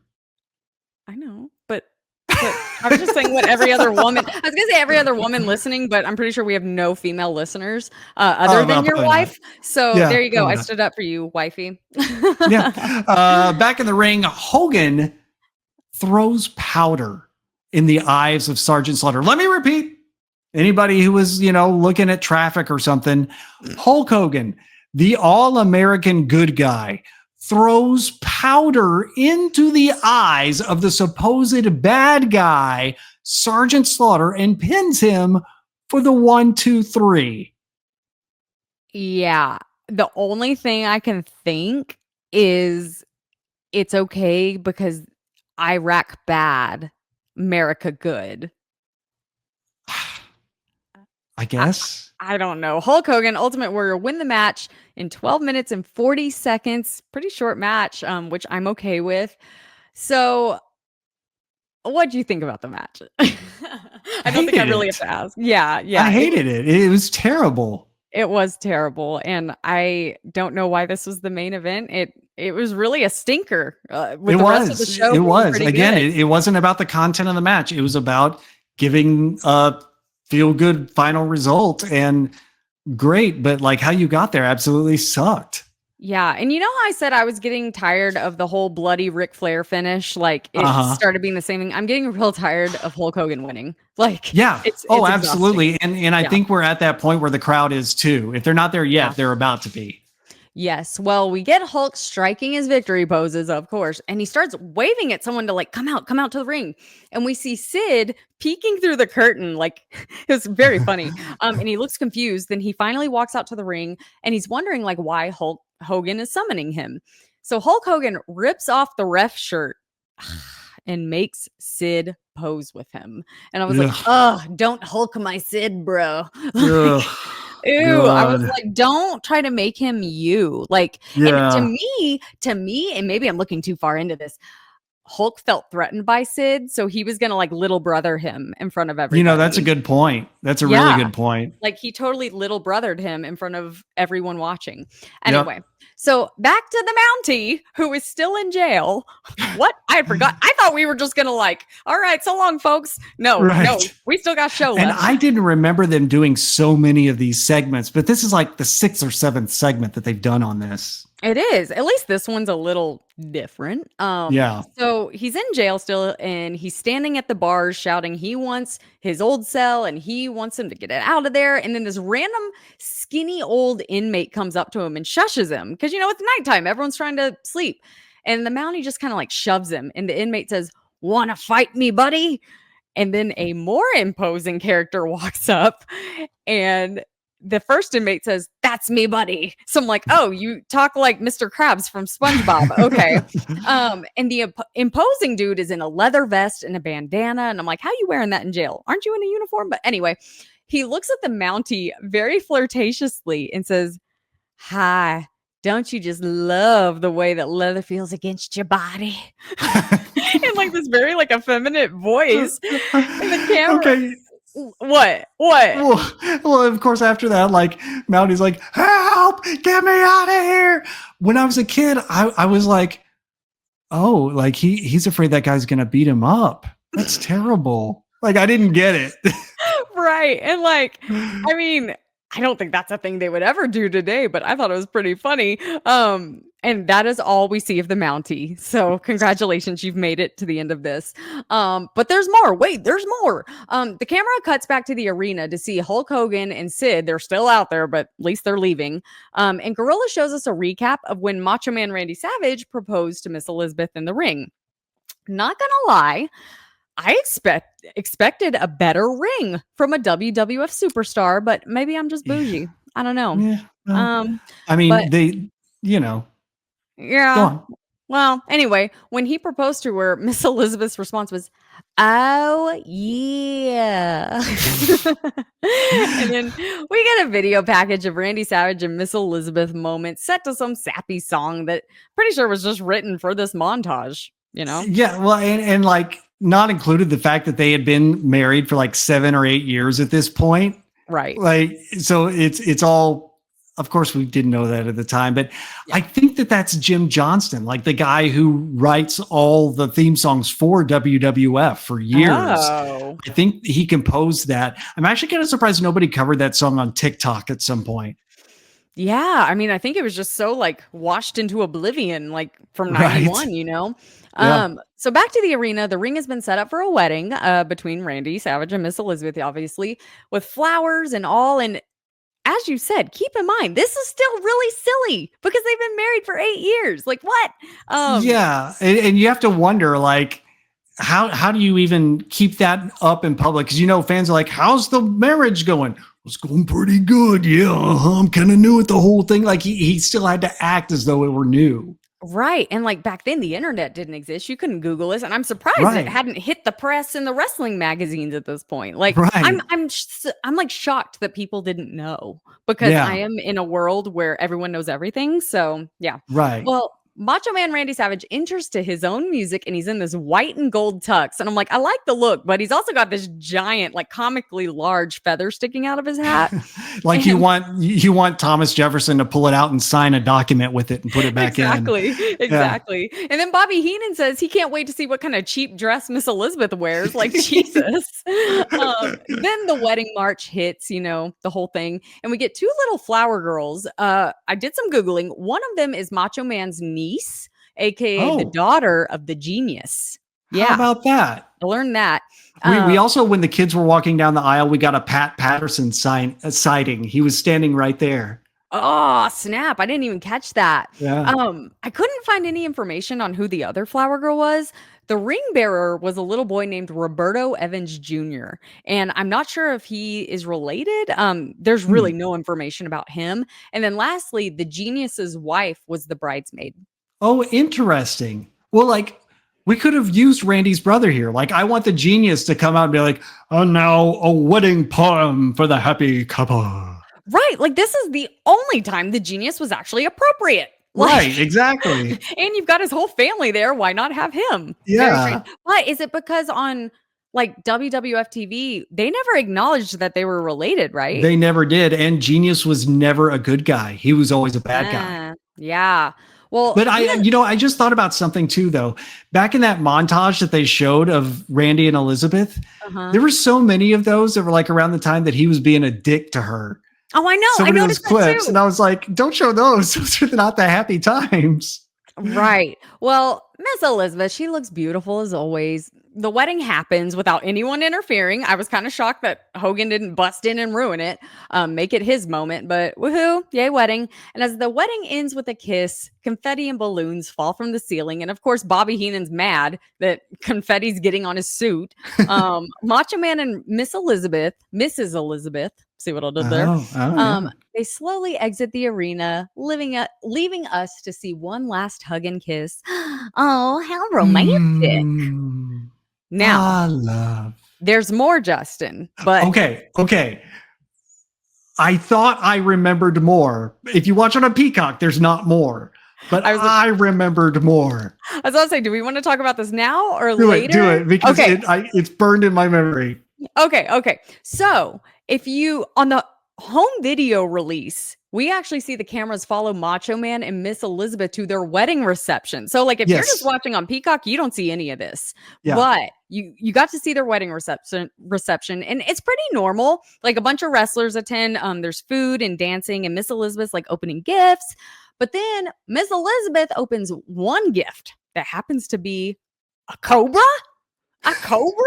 And Jake the Snake Roberts and Undertaker show up. Undertaker attacks Randy Savage as Jake Roberts is like taunting Miss Elizabeth with the cobra. And I'm like, dude, aren't cobras like super, super dangerous? Like, did they defang it or something before? What? But then Sid Justice shows up and saves the day by chasing them off with a chair. Yeah. Yeah, this was one of those things that as a kid, one of those moments I was scared of the Undertaker. I was like, oh, holy crap. Like that dude is terrifying. He just screwed up this whole wedding. Well, and didn't Jake the Snake get bit by a cobra at some point in WWF? Did I make this up? Macho Man did. It was Macho Man. That's what it was. Yes. Yep. And I was like, I thought to me, cobras are like, they bite you and you die in 2 minutes. So I'm confused. Well, yeah, I think that happens later this year, actually. Oh, okay. That makes sense. Yeah. Well, Justin, that was the end of the pay-per-view as we know it. What are your final thoughts about this show? I liked it more than I probably should. There was definitely moments in there that were like, if it were any other show, then I'd be like, oh my God, this was a little rough here and there. But I just have such memories of the show with it being my first pay-per-view that I'm going to give it a better grade than I probably normally would. What about you? No, I thought it was very entertaining. To me, it was one of the easiest watches we've had in a long time. Because Yeah. we're kind of in that era of WCW where it's not like so stupid it's entertaining. It's just kind of like, oh boy, y'all are really grasping to hold on to life here. But Hmm. I think I texted you and I was like, I just watched SummerSlam and that was the most fun, easiest show in a long time that we've watched. So I really Yeah. enjoyed it. Thought the main event stunk, and I'm hoping going forward they realize like people are like Hulk Hogan's losing his welcome to the crowd a little bit, or it's okay if he stays on TV. Just do something else with him. I'm tired of him getting that main event win. It's old. We want to see something new. That's Agreed. what I thought. Yeah. Agreed.